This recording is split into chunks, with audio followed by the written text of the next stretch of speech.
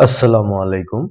আজকে আমি আপনাদের সূরা বাকারার শানে নজুল সম্পর্কে আপনাদের জানাবো। তাহলে চলুন শুরু করি। হিজরত করে মদিনায় এলেন নবীজি সাল্লাল্লাহু আলাইহি ওয়াসাল্লাম। মদিনার অদূরেই ইহুদিদের বসতি। ইহুদিরা নিজেদেরকে তাওরাতের অনুসারী দাবি করত। ফলে ইসলাম, রাসূল বা আসমানি কিতাব এগুলো সম্পর্কে ওদের ভালোই জানাশোনা। সে হিসেবে আশা ছিল নবীজি মদিনায় ঠাঁই নেওয়া মাত্রই ইসলাম কবুল করবে ইহুদিরা। কিন্তু তা ঘটল না। ঘটল ঠিক উল্টোটা। ইহুদিরা নবীজিকে চিনেও না চেনার ভান করল। সত্য মেনে নিতে রাজি হলো না। কারণ কি?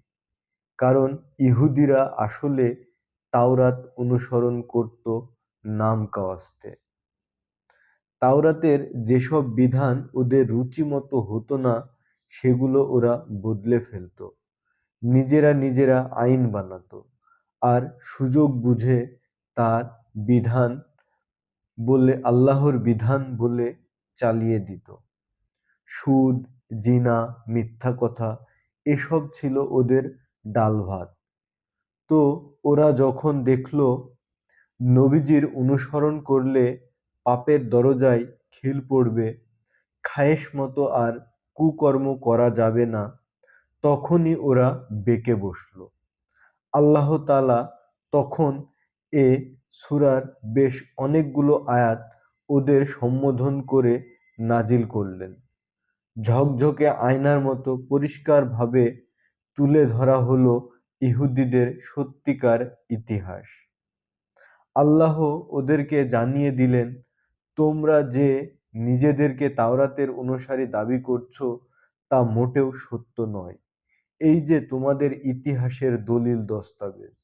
আবার সে সময়টায় মদিনাতে মাথাচাড়া দিয়ে উঠতে লাগলো মুনাফিকরা। তাদেরকে নিয়েও আলোচনা হলো বিস্তর। তাছাড়া মদিনা ততদিনে একটি ছোটখাটো ইসলামী রাষ্ট্রে পরিণত হয়েছে। রাষ্ট্র চালাতে আইন লাগে। এই সূরার মাধ্যমে ধাপে ধাপে সে আইন পাঠানো হলো।